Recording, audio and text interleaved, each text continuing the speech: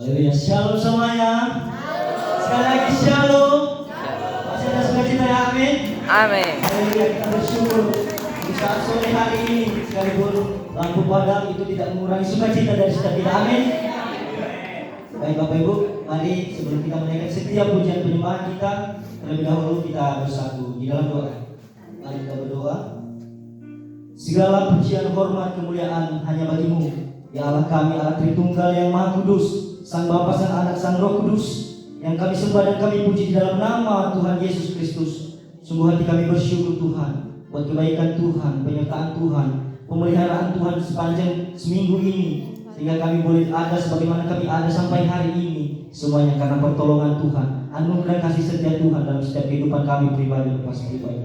Sungguh kami bersyukur Tuhan. Dan pada saat sore hari ini Tuhan, kami datang dengan kerinduan hati, ingin memuji dan meninggikan nama-Mu Tuhan, ingin mendengar dan memahami kebenaran firman-Mu dan melakukannya di dalam kehidupan kami, agar kami boleh bertumbuh menjadi serupa dengan Kristus. Terima kasih Tuhan. Dan sebelum kami menaikkan setiap pujian kami Tuhan, terlebih dahulu juga Tuhan, kami sadar bahwa kami adalah manusia yang terbatas, kami adalah manusia yang bisa jatuh di dalam dosa. Ampuni kami Tuhan. Kasihanilah kami manusia berdosa ini. Kuduskan dan sucikan kami kembali Tuhan, agar kami boleh layak dan berkenan. Dan setiap pujian yang kami boleh naikkan, boleh layak dan boleh memuji, meninggikan nama Tuhan. Terima kasih Tuhan, terima kasih Yesus. Kami siap memuji Engkau. Hanya di dalam nama Tuhan Yesus Kristus kami berdoa dan mengucap syukur. Haleluya.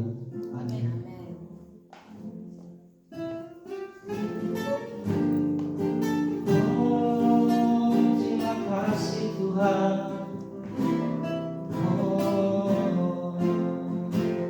Sama-sama katakan, ku datang dengan syukur. Ku datang dengan syukurku, membawa kerinduanku, Yesus. Ingin ku menyenangkan-Mu. Amin.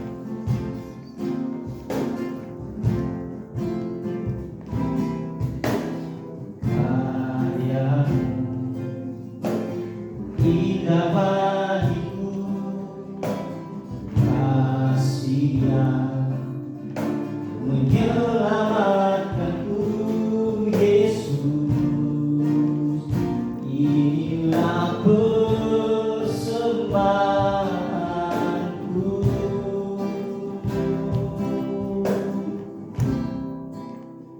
Ku membawa hatiku,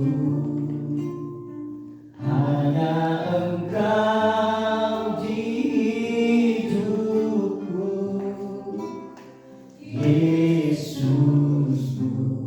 Kau terindah, selamanya ku menyembah-Mu. Ku membawa hidupku, inilah persembahanku untuk Yesusku yang terindah. Selamanya ku menyembah-Mu, Yesus. Terima kasih Tuhan. Mari kita pujikan lagu ini dengan sungguh. Kita pujikan dari awal. Oh, haleluya.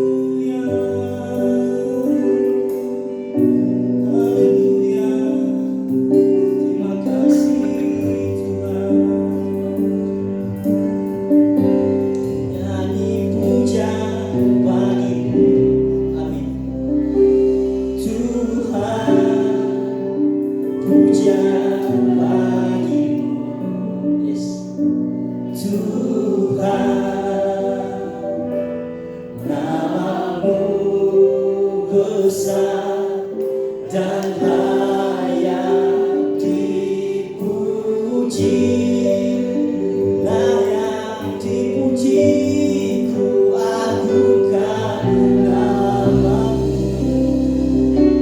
Tuhan,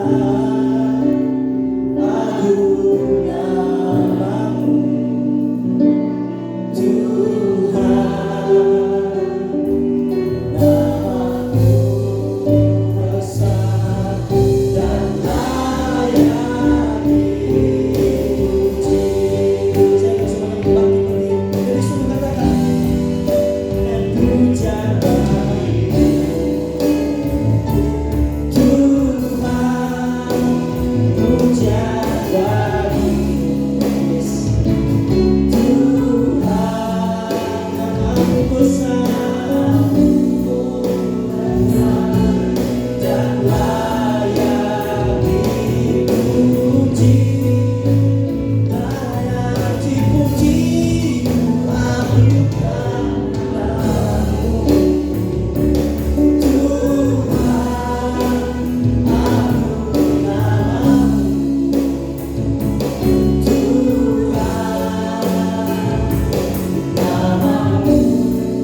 besar dan layak dipuji, namamu besar, namamu besar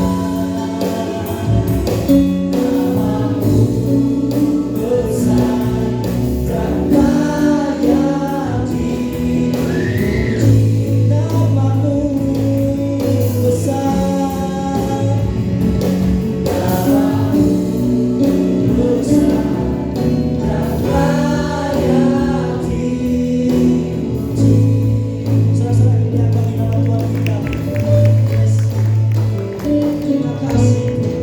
Terima kasih Tuhan Yesus. Terima kasih. Sungguh kami bersyukur Tuhan, sebab Kau yang layak ditinggikan, dipuji dan diagungkan. Karena Engkau Allah yang besar, Engkau Allah yang baik, Engkau Allah yang hebat, Allah kami yang dahsyat. Kami bangga mempunyai Allah seperti Engkau. Terima kasih Tuhan. Kalau sebentar kami akan lebih lagi bersorak-sorak meninggikan namamu.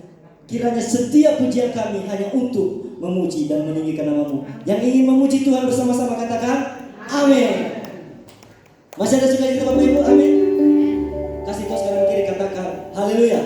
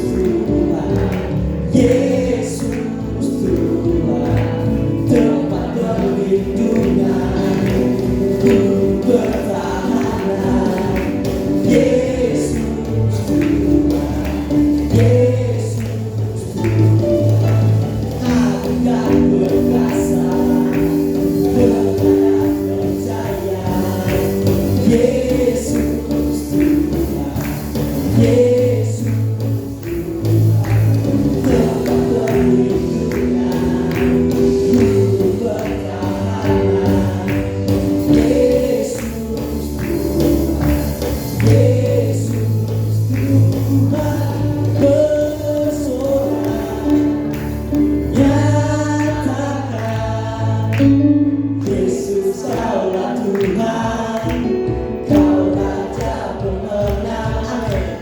Bersorak, masyurkan,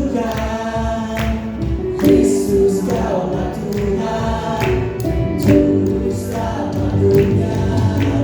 Aku dan perkasa, berkenan percaya, Yesus Tuhan, Yesus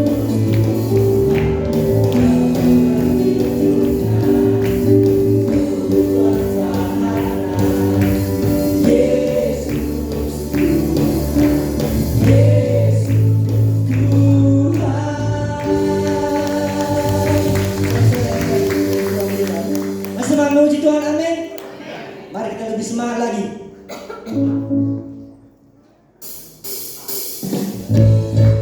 Katakan.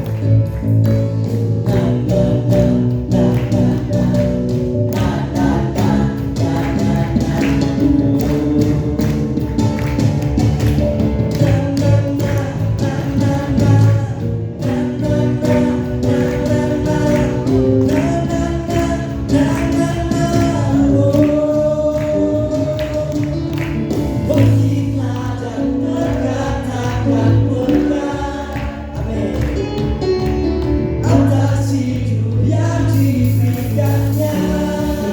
Dengan apa? Dengan pasti, dengan iman, nyatakan kekuatannya, kedahsyatannya di hidupku. Katakan disebut. Bangkitlah dan berkatakan berkat, atas hidup yang diberikannya. Dengan pasti, dengan iman, nyatakan kekuatannya, kedahsyatannya di hidupku. Kedahsyatannya di hidupku. Kedahsyatannya di hidupku. Semuanya angkat tangan, katakan. Berkata, Tuhanku hebat. Yesusku berkata, berkata, ku akan bersama Dia. Ku memuji, ku bersorak, ku mengangkat tinggi pancinya, hati ku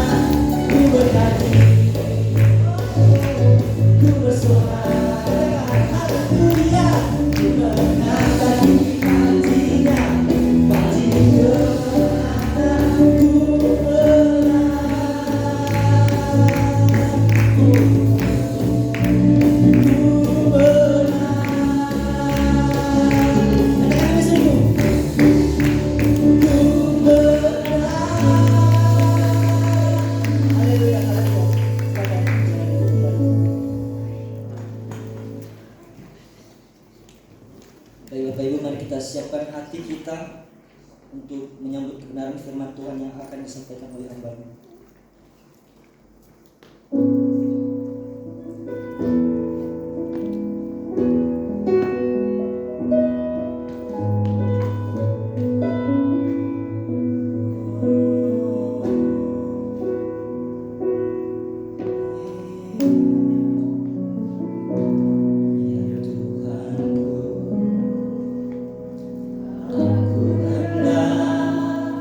Bernyanyi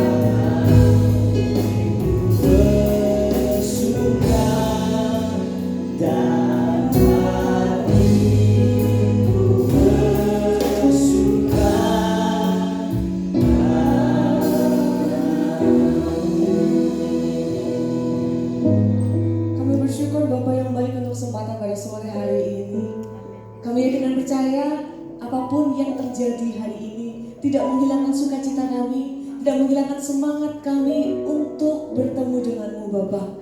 Bapa yang baik, kami bersyukur untuk kesempatan kami boleh memuji menyembah nama-Mu.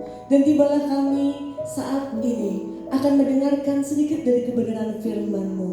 Berbicaralah bagi setiap hati kami. Kami membuka pikiran kami, telinga kami, dan hati kami, sehingga kami boleh menangkap apa yang menjadi rema dalam kebenaran firman Tuhan pada malam hari ini.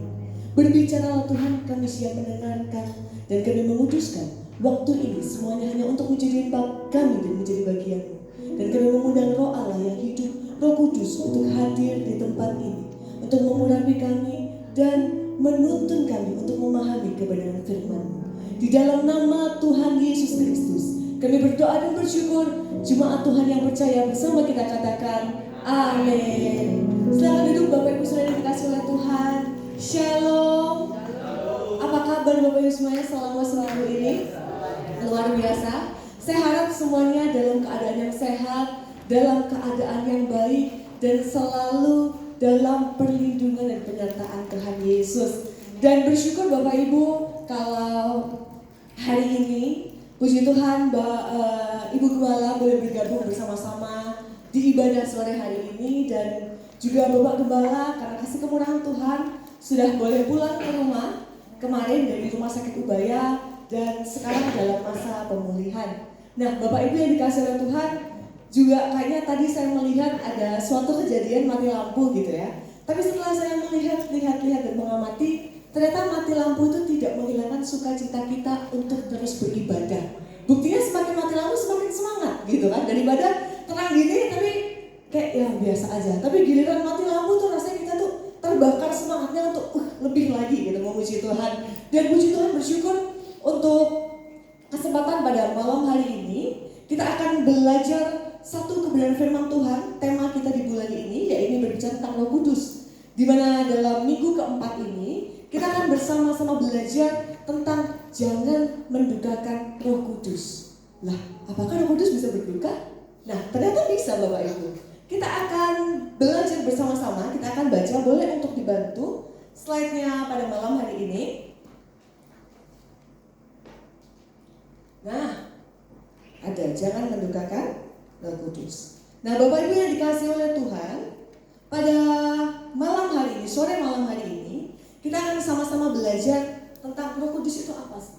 Kenapa Roh Kudus itu bisa berduka? Nah, sebelum saya mau lanjut lebih dalam, kita juga perlu pelajari tentang Roh Kudus itu sendiri. Nah, kita akan belajar bahwa Roh Kudus itu adalah sebuah pribadi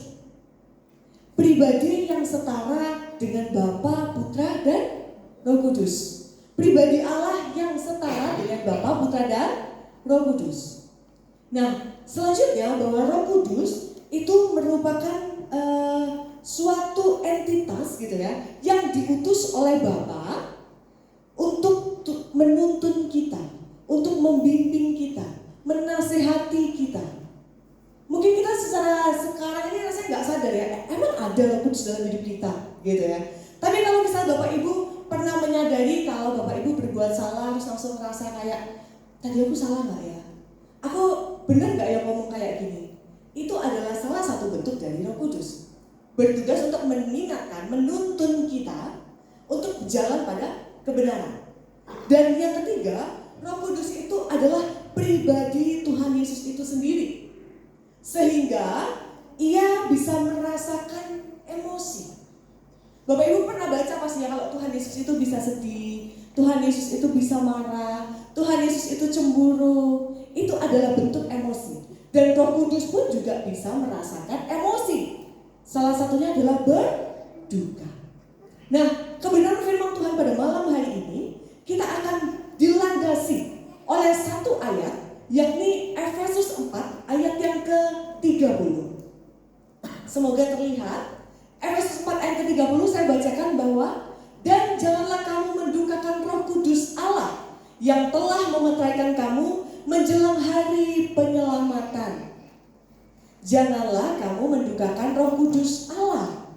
Kalau ada firman Tuhan janganlah kamu mendukakan, berarti Roh Kudus bisa berduka.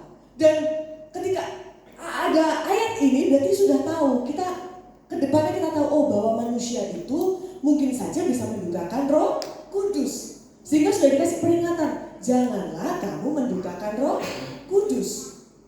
Nah, yang telah memeteraikan kamu, mensahkan gitu ya, bahasa gampangnya mensahkan kamu menjelang hari penyelamatan. Nah, ketika kita bilang bahwa Roh Kudus itu bisa berduka, maka yang perlu kita pelajari adalah apa yang membuat Roh Kudus berduka, apa yang membuat Roh Kudus sedih, kecewa, dan lain sebagainya. Nah, Bapak Ibu yang dikasihi oleh Tuhan, saya yakin dan percaya bahwa Tuhan Yesus itu sudah memberikan harta yang indah, harta yang berharga, yaitu Roh Kudus yang tinggal di dalam kita. Siapa yang percaya bahwa kita semua ada Roh Kudus di dalamnya? Cuma 4 orang yang percaya. Wah 1000 orang, amin. Gitu ya. Di 2 Timotius pasal yang pertama ayat yang 14 bahwa Tuhan sudah memberikan harta yang indah dan berharga yang telah dipercayakan kepada kita oleh Roh Kudus yang diam di dalam kita. Jadi jangan pernah merasa bahwa kita itu ditinggalkan oleh Tuhan, karena Tuhan itu sudah memeteraikan, memberi kita Roh Kudus dalam hidup kita. Sehingga dalam hidup kita sehari demi sehari dituntun, dikasih tahu, ya, diingatkan karena ada Roh Kudus dalam hidup kita. Amin. Nah, yang pertama kita akan masuk dalam kebenaran firman Tuhan. Apa yang menjadi suatu tindakan yang mendukakan Roh Kudus? Yang pertama adalah menolak untuk mendengarkannya. Menolak untuk mendengarkannya. Minggu lalu kita sudah belajar gitu ya Bapak Ibu bahwa mendengar suara Roh Kudus. Saya yakin dan percaya semua orang di sini pasti pernah mendengarkan suara Roh Kudus. Tapi pertanyaannya, kita ini sadar nggak kalau itu Roh Kudus? Apa jangan-jangan itu suara setan gitu ya? Atau suara iblis? Atau suara diri kita sendiri? Nah, Bapak Ibu yang dikasihi oleh Tuhan, kita akan baca di Efesus yang pasal 4 ayat 17 sampai yang ke 20. Saya bacakan bahwa sebab itu kukatakan dan kutegaskan ini kepadamu di dalam Tuhan. Janganlah hidup lagi sama seperti orang yang tidak mengenal Allah dengan pikirannya yang sia-sia. Ayat yang ke-18, dan pengertiannya yang gelap jauh dari hidup persekutuan dengan Allah, karena kebodohan yang ada di dalam mereka dan karena kedegilan hati mereka. Sampai di sini dulu kita akan baca. Bapak Ibu yang dikasihi oleh Tuhan, bahwa Roh Kudus itu suka ngomong dalam hati kita. Tadi kan udah bilang kalau dia itu mengingatkan, menuntun, membimbing gitu ya. Apa yang bikin Roh Kudus berduka? Kalau kita itu sudah dikasih tahu, tapi kok nggak nurut. Nah, Bapak Ibu yang dikasihi oleh Tuhan, jangan lagi kita hidup sama seperti orang-orang yang tidak mengenal Allah. Kita ke gereja setiap minggu, hari Rabu doa malam, tiap pagi doa pagi. Apakah kita sudah mengenal Allah? Semoga jawabannya sudah mengenal Allah, sudah mengerti firman Tuhan. Saya ingin percaya semua di sini kayaknya jauh lebih lama menjadi orang Kristen daripada saya, karena saya baru 23 tahun gitu ya. Sedangkan di sini kayak sudah 50, 60, 40, 30. Pertanyaannya, apakah kita sudah betul-betul mengenal Allah? Mengenal firman Tuhan. Nah, yang di ayat yang ke-18, dan pengertiannya yang gelap jauh dari hidup persekutuan dengan Allah, karena kebodohan yang ada dalam mereka dan karena kedegilan hati mereka. Kadang Roh Kudus itu sudah ngomong, tapi hati kita degil. Degil itu mungkin kita bisa bilang bahwa keras kepala, keras hati. Dikasih tahu kayaknya ini bukan suara Roh Kudus deh. Dikasih suara, dikasih hikmat, dikasih pengertian. Enggak, Tuhan enggak mau. Kok kayaknya bantu orang itu bikin aku jadi berkekurangan ya. Kok kayaknya ini orang, aduh kalau dibantu itu jadi kacang lupa kulit gitu ya.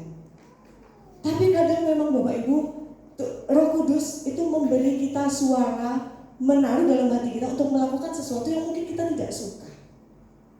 Dan saya berdoa ketika firman ini disampaikan pulang dari tempat ini, ternyata Roh Kudus akan terus berbicara dalam hati kita untuk menuntun dalam kebenaran.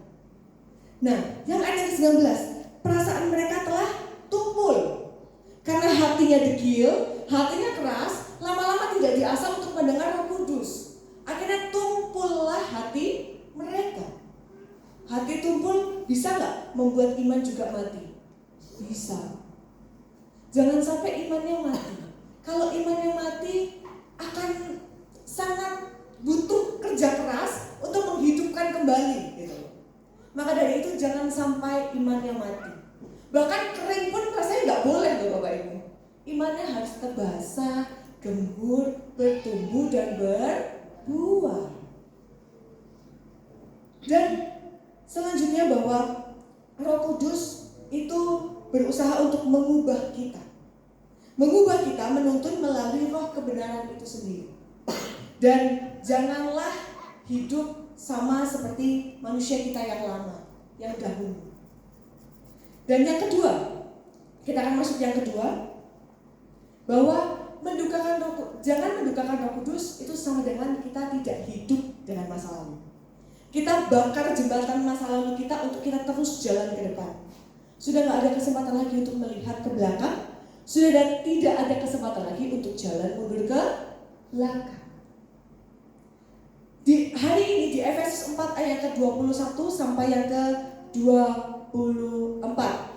Saya bacakan bahwa karena kamu telah mendengar tentang Dia dan menerima pengajaran di dalam Dia menurut kebenaran yang nyata dalam Yesus. Siapa yang sudah mendengar tentang Tuhan Yesus? Sudah 30 tahun mendengar tentang Tuhan Yesus? Sudah 40 tahun mendengar Tuhan Yesus? Dan ayat yang ke-22 bahwa kamu berhubung dengan kehidupan kamu yang dahulu harus menanggalkan manusia lama yang menemui kebinasaannya oleh nafsunya yang menyesatkan. Ayat yang ke-23, supaya kamu dibaharui di dalam roh dan pikiranmu dan mengenakan manusia baru yang telah diciptakan menurut kehendak Allah di dalam kebenaran dan kekudusan yang sesungguhnya. Roh Kudus di sini bertugas juga, banyak ya tugas Roh Kudus ini. Bertugas juga untuk membantu kita menanggalkan manusia lama kita. Setiap orang, saya yakin pasti punya trauma, atau kalau nggak punya berarti bersyukur Bapak Ibu. Artinya Bapak Ibu sehat secara jasmani dan rohani, gitu ya. Tapi kalau misalnya Bapak Ibu punya trauma, mungkin trauma tentang keluarga, trauma tentang masa lalu pasangan, trauma disakiti dan lain sebagainya. Maka malam ini agar kita bisa juga berdamai dengan diri kita, tidak degil hatinya ditutup oleh rasa trauma, sakit hati, maka kita harus lepaskan itu. Sehingga kita itu dibaharui oleh manusia yang baru. Saya yakin Bapak Ibu yang dikasihi oleh Tuhan, ketika kita mau menjadi manusia yang baru itu tidak serta-merta habis dibaptis langsung jadi manusia baru. Baptisan menurut saya adalah sebuah matrai untuk menunjukkan bahwa memang orang ini menerima Tuhan sebagai Tuhan dan Juru Selamat. Tapi lebih daripada itu, ketika kita setelah dibaptis, kehidupan kita itu berubah menjadi lebih baik. Walaupun gak langsung dirubah ya Bapak Ibu, saya yakin juga saya habis dibaptis langsung keluar dari baptis langsung jadi sabar gitu, langsung jadi ramah, langsung tidak berdosa. Enggak. Tapi saya yakin dan percaya ketika keluar dari kolam baptisan ini, artinya kita sudah punya Roh Kudus Tuhan dalam hidup kita, yang ketika kita keluar dari gereja, kita mulai menjalankan apa yang menjadi firman Tuhan. Walaupun gak langsung, tapi pelan-pelan pasti bisa. Amin. Jujur, saya pribadi juga masih belajar gitu ya, mengontrol emosi ketika lapar. Nah, itu susah sekali ya. Bagi Bapak Ibu yang sudah mungkin pernah tahu gitu ya, itu susah sekali. Saya juga nggak tahu kenapa. Tapi ketika saya mulai emosi, saya tuh kayak akhirnya mulai emosi gitu ya, mulai emosi. Habis itu kayak Roh Kudus tuh langsung kayak, ini loh, kelihatan lagi marah-marah tuh. Nah, jadi langsung kayak, oh iya ya, udah diam aja gitu. Daripada perkataan yang keluar ini menyakitkan, lebih baik udah diam aja. Paling ya agak bete sedikit kayak gitu, mukanya paling cuma kayak gitu. Nah, tapi Bapak Ibu hidup dengan masa lalu, hidup dengan trauma hati kita, batin kita, jiwa kita memang tidak mudah. Tapi saya berdoa Bapak Ibu dipulihkan. Walaupun tidak langsung, tapi pelan-pelan Tuhan mengadakan pemulihan dalam hidup Bapak Ibu Saudara semua dan juga saya. Amin. Nah Bapak Ibu yang dikasihi Tuhan, karena kita menerima Tuhan dan Juru Selamat dalam hidup kita, maka Roh Kudus ini tugasnya itu untuk membuka selubung, meningkatkan selubung dalam hati kita, sehingga hati kita itu jadi murni lagi. Jadi ketika ada firman yang masuk, Roh Kudus berbicara, Tuhan berfirman, hati kita tidak tertutup oleh yang namanya noda, yang tidak tertutup yang namanya kotoran dalam hati kita. Sehingga ketika firman disampaikan, Roh Kudus berbicara, kita bisa menerima. Hatinya tidak degil lagi, Bapak Ibu yang dikasihi oleh Tuhan. Dan ketika kita hidup dalam masa lalu, hidup dalam dosa, sebenarnya bukan berarti belum mengalami pertobatan. Pertobatan itu proses, ya. Pertobatan itu proses, dan pertobatan itu nggak selalu tentang kita langsung jadi manusia yang spek nabi gitu ya. Nggak selalu jadi manusia yang sempurna. Tapi hari demi harinya kita jalan dengan tuntunan Roh Kudus. Dituntun Roh Kudus. Kita dituntun sama orang tua kita, digandeng pasangan kita itu aja senang sekali. Apalagi digandeng dan dituntun oleh Roh Kudus. Saya yakin apa yang menjadi kehidupan kita sehari demi sehari bisa menjadi berkat untuk orang lain. Karena ada penguasaan di dalam hidup kita. Dan ketika kalau di tempat ini ya, saya rasa gampang sekali untuk kita mengontrol diri kita. Ya, karena kayak sudah saling tahu, sudah kenal lama. Tapi ketika keluar dari gereja, di pekerjaan, di pergaulan, apakah kita ini masih sama seperti orang yang ada di gereja gitu? Apakah kita masih sama bisa menjaga hati kita, menjaga hidup kita, menjaga pikiran kita? Dan berdoa untuk malam hari ini kiranya selalu dalam tuntunan Roh Kudus. Dan kita tidak hidup lagi dalam masa lalu. Bakar jembatan kita di belakang untuk menyongsong masa depan kita. Karena saya yakin dan percaya, sejelek apapun masa lalu seseorang, saya yakin setiap orang punya masa depan. Kalau kita mau berusaha maksudnya kita mau berusaha, mau bekerja, mau berusaha untuk memperbaharui, saya yakin semua orang punya masa depan. Gak ada masa depan yang sampai mentok, itu gak ada. Karena kalau sudah sampai mentok, artinya Bapak Ibu semua saudara sudah dipanggil oleh Tuhan. Karena sudah gak ada visi dalam hidupnya. Tapi kalau misal masih ada sampai hari ini, itu artinya masih ada pekerjaan Tuhan yang mungkin saudara lakukan. Yang saudara dikasih hikmat untuk melakukan itu. Mungkin secara tidak langsung kita bisa menolong orang lain. Secara tidak langsung kita bisa memberkati orang lain dengan kehadiran kita, dengan perkataan kita, dengan doa kita. Itu menjadi kekuatan juga untuk orang lain. Amin. Dan yang ketiga bahwa yang mendukakan Roh Kudus adalah perkataan yang tidak membangun. Ketika saya menyiapkan firman ini, saya langsung tersadar bahwa memang betul mulutmu adalah harimaumu. Di ayat yang ke-25, boleh kita baca bersama-sama? Saya kayaknya dari tadi baca terus gitu ya. Saya sama-sama ya. 2, 3. Karena itu, buanglah dusta dan berkatalah benar seorang kepada yang lain. Karena kita adalah sesama anggota. Apabila kamu menjadi marah, janganlah kamu berbuat dosa. Janganlah matahari terbenam sebelum padam amarahmu. Dan janganlah beri kesempatan kepada iblis. Amin. Karena itu buanglah dusta. Yang masih suka pagi-pagi bersama dengan ibu-ibu di pasar atau ibu-ibu di komplek belanja, mulai ngerasan-ngerasani tetangga, buanglah dusta dan berkatalah benar. Kalau pagi-pagi ketemu sesama ibu-ibu itu kok rasa enak gitu ya, curhat tentang kehidupan di rumah gitu ya. Tiba-tiba kita tuh curhat sama siapa aja gitu, sama orang nggak kenal lah, sama abang-abang sayur lah, sama abang-abang ikan gitu ya. Tapi di situ ternyata muncul dosa, yaitu buanglah dusta, berkatalah benar. Dalam gereja pun juga banyak sekali ditemui gitu. Semoga di sini tidak ada, bahwa banyak sekali pengerja, pelayan Tuhan atau bahkan jemaat juga, bahwa gampang sekali gitu kayak ngomong tentang orang lain, padahal nggak benar. Sesuai kita melihat gitu ya, contoh ibu gembala gitu, tiba-tiba kayak mukul orang tek gitu, padahal cuma nyapa. Tapi saya lihatnya kayak, ya entah, masa ibu gembala itu mukul, kan ya gak bagus kayak gitu kan. Padahal kita cuma melihatnya loh, dia cuma begini, tapi seolah kita melihatnya itu mukul.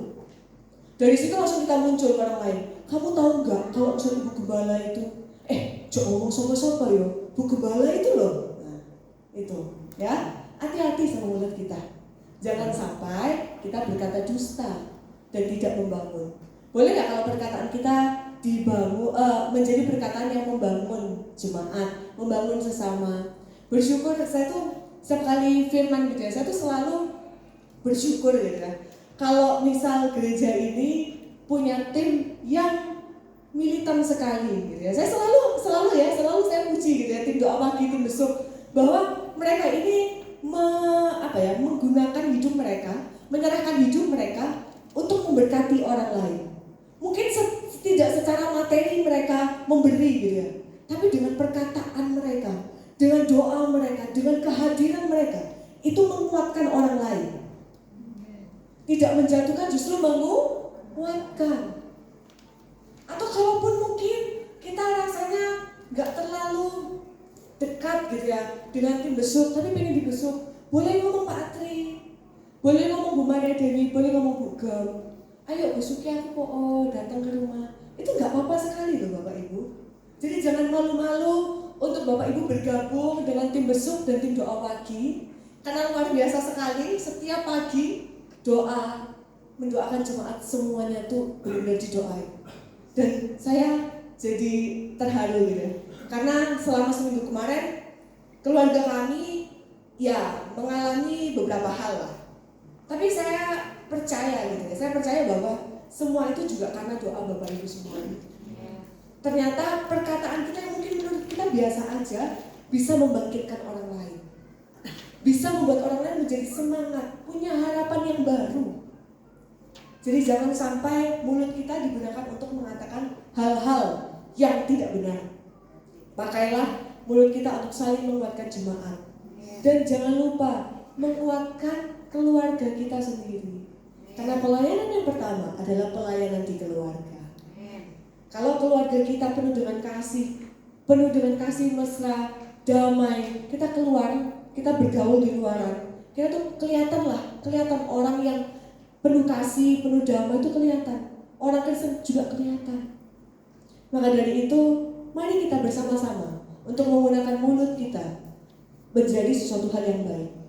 Dan Amsal 19 ayat 9, saksi dusta tidak akan luput dari hukuman. Orang yang menyembur-nyemburkan kebohongan akan binasa. Ini firman Tuhan. Berkatalah benar Bapak Ibu. Kalau misalnya kita nggak tahu ya udah diam aja gitu. Daripada menimbulkan fitnah, lebih baik kita diam saja.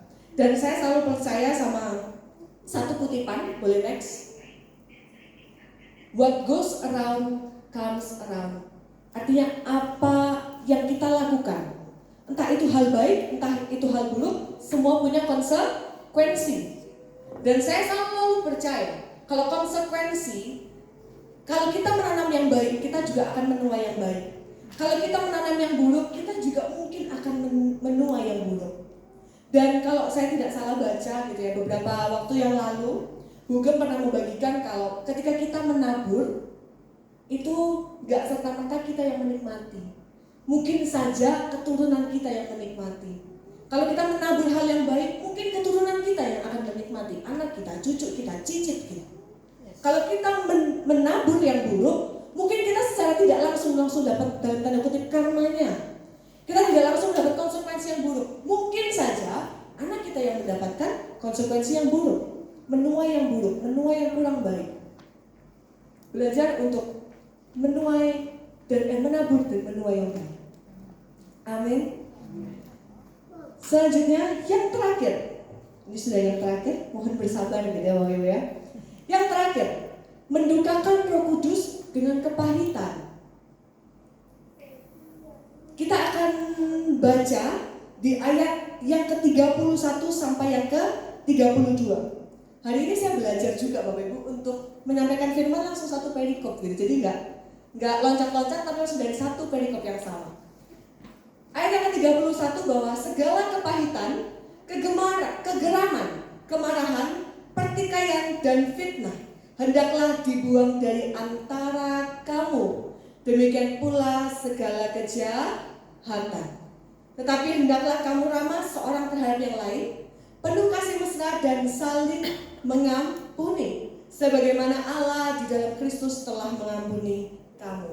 Amin. Roh Kudus yang diam dalam diri kita, dan ketika kita punya kepahitan, punya kegeraman, kemarahan, pertikaian, fitnah, itu saya rasa sama dengan mencemari Roh Kudus dalam hidup kita. Karena Roh Kudus yang seharusnya bekerja akhirnya tidak jadi bekerja atau tidak bisa bekerja dengan sempurna karena dalam hati kita, dalam hidup kita masih ada akar kepahitan, masih ada sakit hati. Entah kenapa gitu ya Bapak Ibu, berbicara tentang sakit hati, mengampuni, itu akan sebagian orang akan sangat sensitif gitu ya. Entah mereka mungkin langsung marah atau justru malah mereka meresponi itu dengan baik.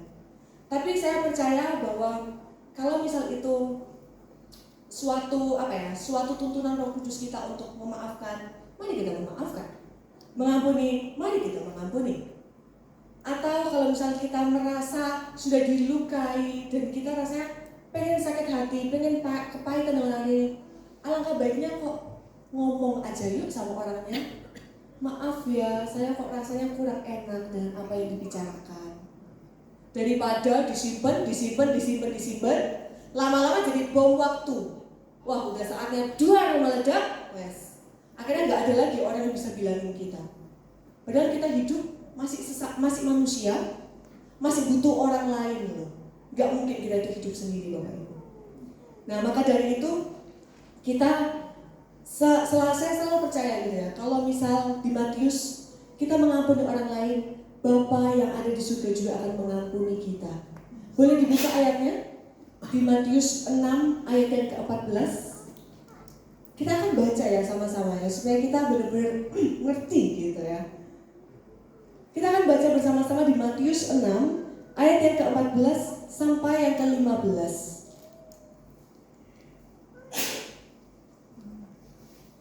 Dan kita akan baca bersama-sama ayat yang ke-14 saja. 2, 3. Karena jikalau kamu mengampuni kesalahan orang, Bapamu yang di surga akan mengampuni kamu juga. Amin. Ini firman Tuhan. Kalau kita mengampuni orang lain, Bapa kita juga akan mengampuni kita. Walaupun memang apakah Tuhan itu cuma mau mengampuni kalau kita mengampuni? Sebenarnya enggak juga Bapak Ibu. Tapi menurut saya di firman Tuhan ini kita harus belajar dulu mengampuni supaya kita juga layak untuk diampuni, karena kita bisa melakukan firman Tuhan. Mengampuni itu akan menjadi sangat susah kalau kita juga degil hati, keras hatinya, diomongin gak mau, berubah gak mau. Dan kalau saya boleh sedikit berpesan, pesan ini juga bukan untuk Bapak Ibu saja, bukan untuk diri saya sendiri. Ketika menjalani kehidupan di luar, ketika ada hal-hal yang menyakitkan, langsung doa aja sama Tuhan supaya Tuhan membebaskan hati yang terbelenggu, memulihkan hati yang terluka.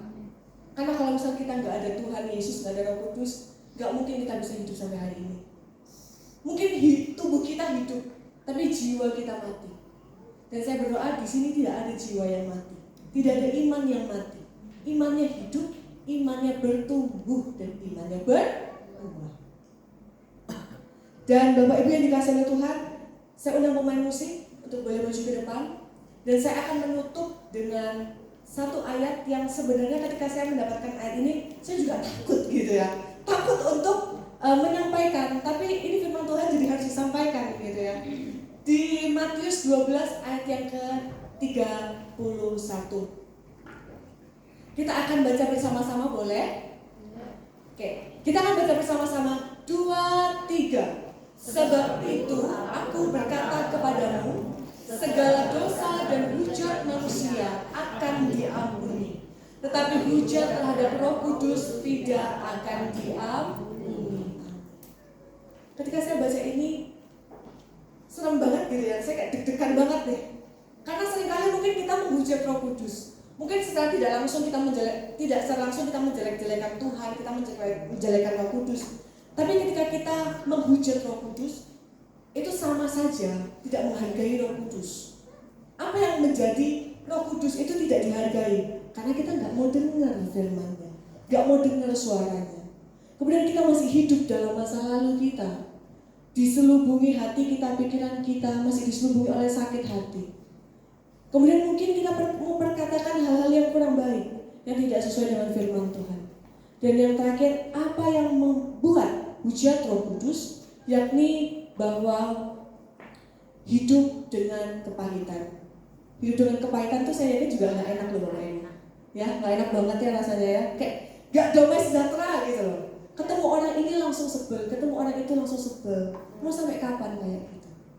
Maka dari itu, kiranya firman Tuhan malam hari ini boleh menjadi rema dalam hidup kita. Pulang dari tempat ini, keluar dari tempat ini, firman Tuhan, Roh Kudus terus berbicara dalam hidup saya dan hidup Bapak Ibu Saudara semuanya.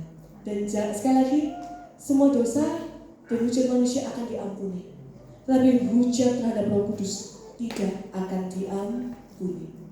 Mari kita belajar untuk selalu hidup dalam kebenaran, karena kita setiap hari dipimpin oleh Roh Kudus. Masih percaya setiap hari dipimpin oleh Roh Kudus? Dipercaya dipimpin oleh Tuhan Yesus, dilindungi, disertai oleh Tuhan Yesus. Amin, amin. Tuhan Yesus memberkati. Saya kembalikan ke WL. Haleluya, diberkati oleh firman Tuhan, amin. Hendaklah kita bukan hanya sebagai pendengar, melainkan sebagai pelaku-pelaku kebenaran firman Tuhan. Mari saya undang petugas kolektor. Kita berdoa terlebih dahulu. Ucap syukur Tuhan buat kebaikan Tuhan, di mana kalau tadi telah kami mendengarkan kebenaran firman-Mu yang disampaikan oleh hamba-Mu, di mana Engkau mengingatkan kami untuk tidak mendukakan Roh Kudus, sebab Roh Kudus adalah pribadi ketiga Allah yang setara dengan Allah Bapa dan Allah Anak. Dan biarkan kami memperkatakan perkataan yang hendaknya membangun sesama kami dan membangun diri kami agar bisa menjadi serupa dengan Kristus. Terima kasih Tuhan, kalau sebentar kami akan memberikan persembahan kami, kiranya persembahan kami boleh menjadi persembahan yang berbau harum di hadapan-Mu. Terima kasih, kami siap memberi hanya di dalam nama Tuhan Yesus Kristus. Haleluya. Amin.